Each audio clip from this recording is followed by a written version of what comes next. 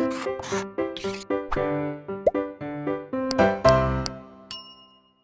Students, welcome back to Blueprint Digital. आज की इस वीडियो में हम जलीय जीवों पर जल प्रदूषण के प्रभाव और स्वास्थ्य पर जो प्रभाव होते हैं उसका अध्ययन करेंगे। वीडियो को स्टार्ट करने से पहले हमारे चैनल को सब्सक्राइब करें और बेल आइकन दबाना ना भूलें, जिससे हमारे लेटेस्ट वीडियोस की नोटिफिकेशन आपको प्राप्त होती रहे।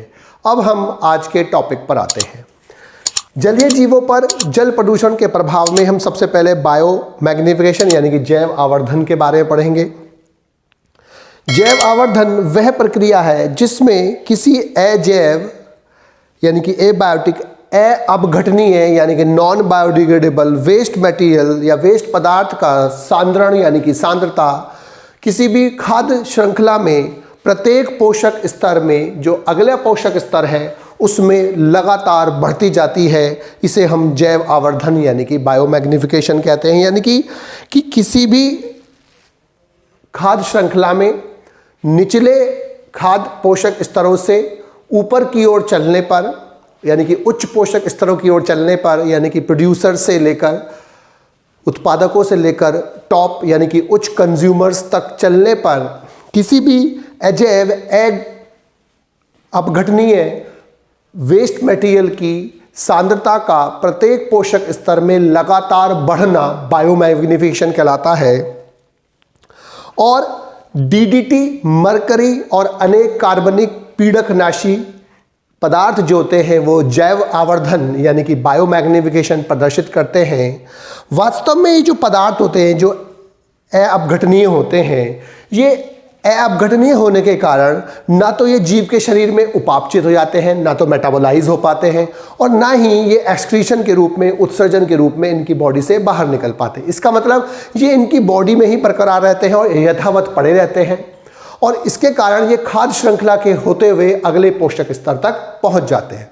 क्योंकि किसी भी खाद्य श्रृंखला में जो ऊपर वाला एक पोषक स्तर का जीव होता है वो अपने नीचे वाले पोषक स्तर के कई जीवों को खाकर अपना जीवन यापन करता है। इसलिए कई जीवों की जो व्यर्थ पदार्थ होते हैं या जो अपघटनीय नॉन बायोडिग्रेडेबल वेस्ट होते हैं वो उसकी बॉडी में पहुंचते हैं, जिससे प्रत्येक पोषक स्तर में उन व्यर्थ पदार्थों की जो मात्रा होती है वो बढ़ती चली जाती है, सांद्रता बढ़ती चली जाती है। डीडीटी और जो मरकरी होते हैं वो जैव अब आवर्धन यानी कि बायोमैग्निफिकेशन प्रदर्शित करते हैं। इसके साथ एक वर्ड यूज होता है बायो एक्यूमुलेशन। बायो एक्यूमुलेशन का मतलब क्या होता है कि किसी भी पॉल्यूटेंट्स का बॉडी के टिश्यूज़ के अंदर, एनिमल की बॉडी के टिश्यूज़ के अंदर, जैसे फैट सेल्स में, फैट बोन सेल्स में या किडनी में इकट्ठा होना, जो मात्रा उसकी वायुमंडल में, एटमॉस्फेयर में उससे अधिक मात्रा में इकट्ठा होना बायो एक्यूमुलेशन कहलाता है। यानी किसी भी पदार्थ की बाहरी वातावरण के जो मात्रा के से ज़्यादा किसी भी जंतु के शरीर में उसकी मात्रा का इकट्ठा होना बायो एक्यूमुलेशन कहलाता है। जैसे cadmium dioxide, polycyclic aromatic hydrocarbon जो होते हैं वो वातावरण से अधिक इकट्ठे हो सकते हैं बॉडी में, इन्हें बायो एक्यूमुलेशन कहते हैं। तो किसी भी खाद्य श्रृंखला में, जैसे हमने ये एग्जाम्पल लिया है कि डीडीटी की जो सांद्रता है वो जल में 0.003 ppb यानी कि पार्ट्स पर बिलियन होती है, लेकिन वो पानी प्लवक तक पहुँचते पहुँचते 0.4 ppm हो जाती है। छोटी मछली में वो 0.5 ppm हो जाती है, और इसके बाद बड़ी मछली में वो 2 ppm होती है,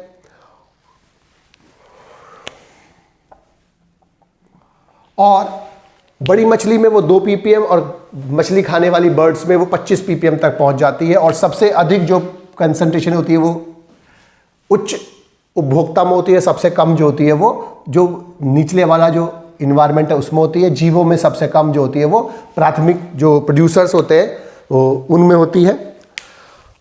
किसी भी जीव के अंदर जो मेटाबॉलिक वेस्ट, अब जो ये अपघटनीय वेस्ट होते हैं, जब वो पहुंच जाते हैं बॉडी में तो वो अनेक हानिकारक प्रभाव उत्पन्न करते हैं।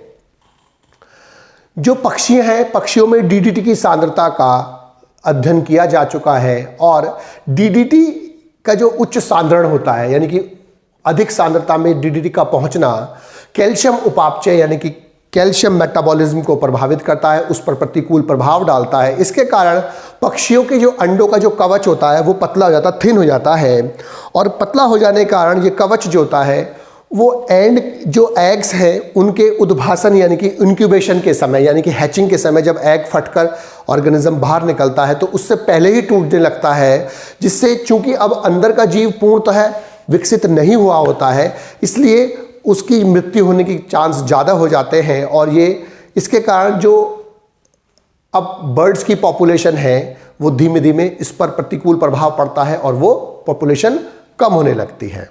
अब हम तापीय प्रदूषण के कारण उत्पन्न होने वाले प्रभावों के बारे में पढ़ेंगे। जो पावर प्लांट्स होते हैं उनसे अत्यधिक मात्रा में गर्म जल, हॉट वाटर जलीय स्रोतों में डाला जाता है।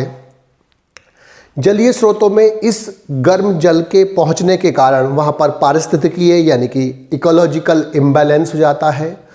इसके कारण कुछ फिश और अन्य जीव जंतुओं की वहां पर मृत्यु होने लगती है।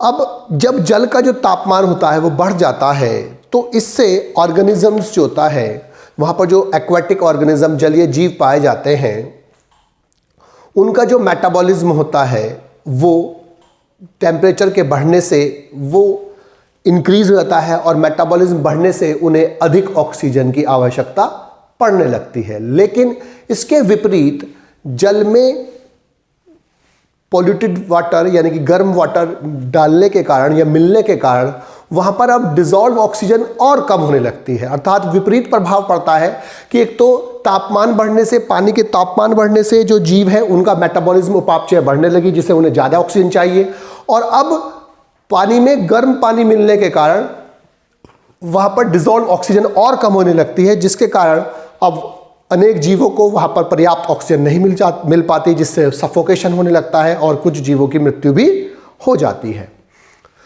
जल के तापमान के बढ़ने से जो थर्मल पॉल्यूशन होता है यानी कि जो तापीय प्रदूषण है उसके कारण जो वाटर बॉडीज होती हैं उनका जो स्ट्रेच होता है यानी कि वो वाटर बॉडीज जो होती हैं अब जो वाटर बॉडीज में ऑब्स्टेकल यानी कि वो विपरीत प्रभाव डालने लगती है, अर्थात वो अवरोध पैदा करने लगती हैं फिश के माइग्रेशन में, क्योंकि फिश जो होते हैं वो टेम्परेचर के हिसाब से, पानी के टेम्परेचर के हिसाब से माइग्रेशन में हेल्प करती हैं।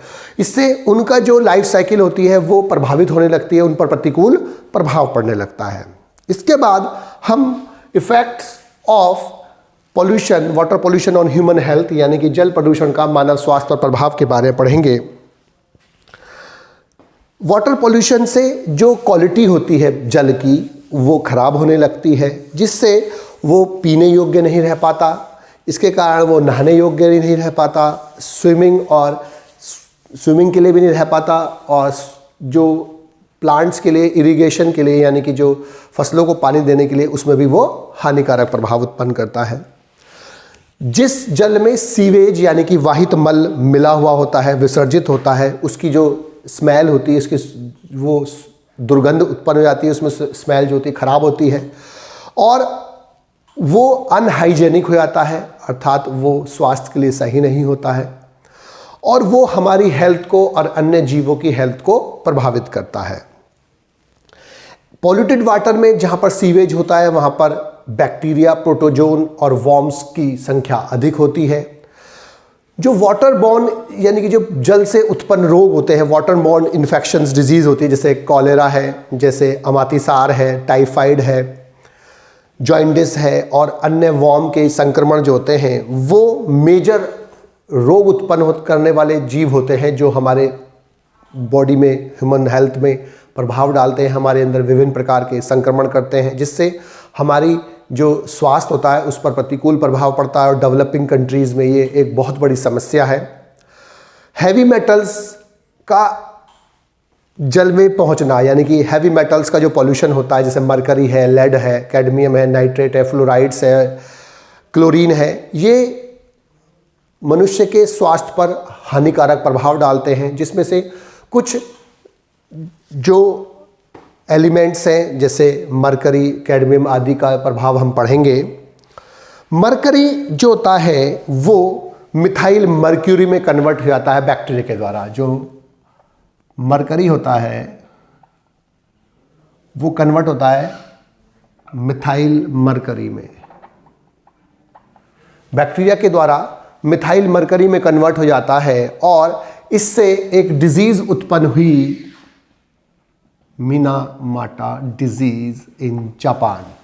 जापान में 1952 में एक फैटल डिजीज हुई, मिनीमाटा डिजीज। क्योंकि ये मिनीमाटा डिजीज को क्यों बोला गया, क्योंकि ये मिनामाटा बे यानी कि खाड़ी से प्राप्त फिश से ये डिजीज हुई थी, इसीलिए इसका नाम है मिनामाटा डिजीज। और इससे सेंट्रल नर्वस सिस्टम की समस्या क्रिएट हुई और 100 से अधिक लोगों की मृत्यु हो गई। इसके बाद कैडमियम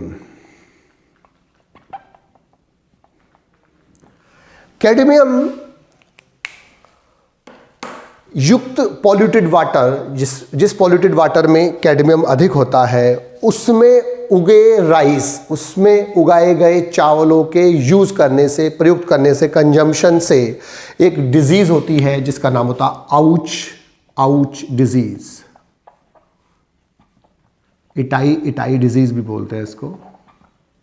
आउच या इटाई डिजीज हुई जापान में। इटाई एक या आउच डिजीज एक पेनफुल डिजीज होती है बोन्स की, और इसके कारण लीवर और लंग्स यानी कि यकृत और फेफड़ों में भी नुकसान पहुंचता है। कैडमियम हमारे लीवर, किडनी और पैनक्रियाज में एकत्र हो जाता है, यानी कि यकृत, वृक्कों और अग्नाशय में एकत्र हो जाता है, इकट्ठा हो जाता है, और वहाँ पर कुछ एंजाइम्स की, विकरों की जो कार्य होते हैं उनको प्रभावित करता है। इसके बाद है नाइट्रेट।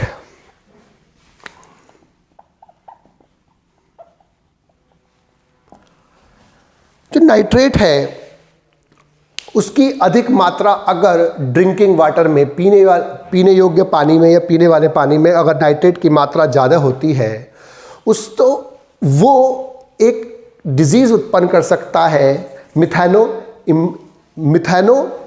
हीमोग्लोबिनेमिया, यानी कि जो हीमोग्लोबिन होता है वो उसकी नाइट्रेट कन्वर्ट कर देता है हीमोग्लोबिन को मिथैनोग्लोबिन में, जो इसकी इनएक्टिव फॉर्म होती है हीमोग्लोबिन की, जिसके कारण हीमोग्लोबिन अब फंक्शनल नहीं रह पाता, ऑक्सीजन का ट्रांसपोर्ट वो कम कर पाता है। नाइट्रेट ड्रिंकिंग वाटर में अगर नाइट्रेट ज़्यादा होती है तो वो मनुष्य के लिए बहुत घातक होती है, और विशेष रूप से जो 3 मंथ से कम के बच्चे होते हैं उनके लिए बहुत ज़्यादा घातक होती है। और ऐसे जो बेबी होते हैं जिनकी इस नाइट्रेट के कारण समस्या क्रिएट होती है उन्हें हम बोलते हैं ब्लू बेबी।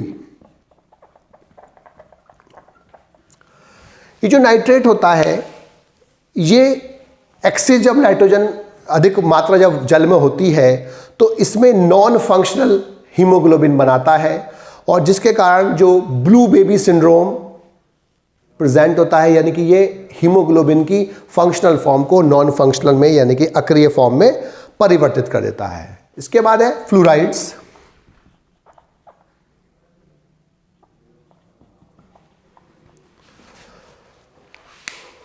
फ्लोराइड्स टूथपेस्ट जो होते हैं उनमें डाला जाता है, और वो डेंटल डीके को, यानी कि जो दांतों की जो क्षय हो रहा है उनको रोकने के लिए यूज़ होते हैं। लेकिन बहुत ज़्यादा फ्लोराइड्स अंदर जाने से, बॉडी में जाने से मोटल्ड टीथ हो जाते हैं। मोटल्ड टीथ का मतलब क्या होता है कि उस पर अनेक रंगों के धब्बे पड़ने लगते हैं, इसे मोटल्ड टीथ बोलते हैं, जिससे जॉइंट और बोन्स जो होती हैं वो भी हार्ड होने लगती हैं, और इसको हम स्केलेटल फ्लोरोसिस बोलते हैं या नॉक नी डिजीज़ बोलते हैं। जो डेफिशिएंसी होती है, जो इस डिजीज़ के अंदर जो दिक्कत होती है वो नी में दिक्कत होती है, बेसिकली नॉक नी सिंड्रोम बोलते हैं इसको। इससे जो एक्सेस ऑफ फ्लोराइड्स होते हैं वाटर में, उसके कारण जो नीज़ होती हैं या जो जॉइंट्स होते हैं उनमें हार्ड होने के कारण उसमें दिक्कत आती है। जो फ्लोराइड्स की अधिक मात्रा भारत के कई राज्यों जैसे तमिलनाडु में, केरला में, गुजरात में, राजस्थान, पंजाब, हरियाणा और बिहार आदि में देखी गई है। इसके बाद क्लोरीन, जो वाटर के क्लोरीनेशन के कारण वहाँ पर अनेक क्लोरीनेटेड ऑर्गेनिक कंपाउंड्स का निर्माण होता है और ये कार्सिनोजेनिक हो सकते हैं, अर्थात कैंसर उत्पन्न करने वाले हो सकते हैं। लास्ट जो है इसमें है लेड,